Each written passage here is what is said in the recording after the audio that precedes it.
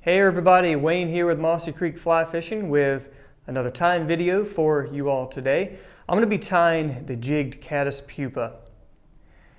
One of my confidence patterns on the water. It catches fish, and if you need to replace flies that you've lost, it's a quick tie as well. You can really crank a lot of these out in a short amount of time. Two great trademarks of a guide fly.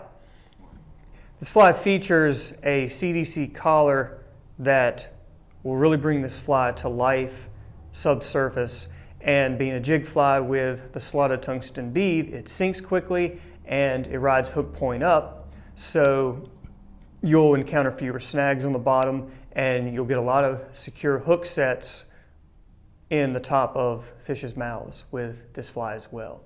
All right, let's get into it. All right, so the hook is in the vise with the bead. I'm using the fulling mill slotted tungsten bead in a 3.2 millimeter 1/8, and the hook is the fulling mill 5045 jig force black nickel.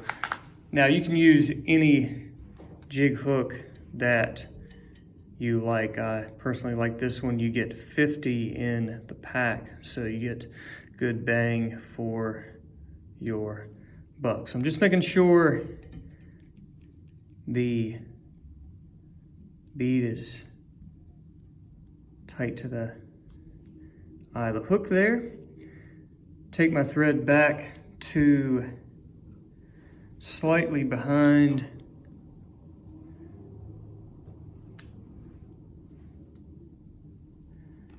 the bend of the, the point. Now I'm tying in my wire, and I'm using UTC Ultra Wire Gold in the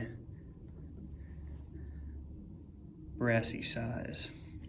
I'm going to pull my thread down to make room for my dubbing. Now, dubbing, this loose material,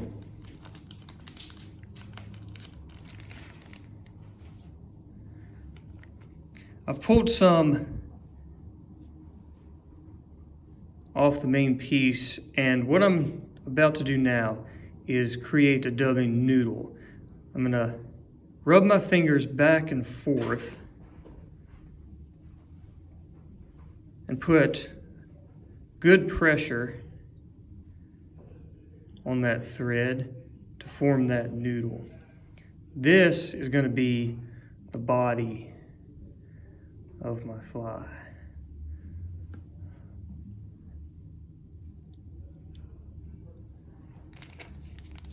Now, if you've been watching this video for a couple minutes, you may notice that I wrap the opposite way that maybe most people do. That is okay, that's just how I do it. I happen to be left-handed, but for some reason, I tie flies right-handed. That is okay. And if you do it that way, hey, I'm glad there's more of us out there. Okay, so I cover that entire hook shank with my dubbing. Now, I'm going to take my wire and start to counter wrap it forward. My goal is to make these as even as possible. Usually around 4 or 5 wraps to form the ribbing of that body will be good. Make sure that's nice and tight. So I could cut this wire with my old or my secondary pair of scissors, or I could do what we call helicoptering the wire.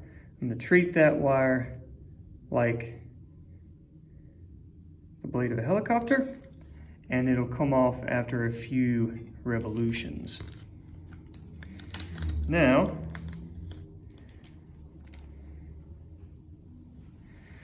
for the CDC feather. I'm using black CDC Super Select. First thing we want to do, we're going to palmer this feather at the bead up at the collar of the fly. I'm starting at the tip. That's what I'm going to tie in. I'm pulling my fibers back, giving myself nice clean space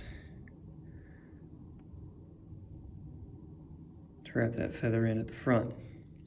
I want to make sure I'm doing several nice tight wraps. Clip the excess as closely as possible. That way I don't risk the feather coming out. Now, I could use my my hands to wrap the feather. Instead, what I'm going to do to make sure I have a little better grip is I'm using Loon's Ergo hackle plier. Hackle pliers are excellent tools, especially if you're working with hard to grasp materials. Don't have to worry about it slipping out. So I'm going to do around 2 revolutions here, and then cinch that down.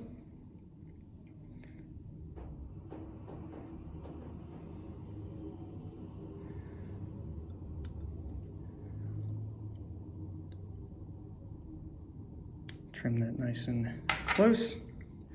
Now, using my thumb, index finger, and middle finger of my right hand, I'm going to sweep all those fibers back. You can build up a slight dam there as well. Okay. I'm ready to whip finish. Add a little head cement to reinforce that knot, and you are finished.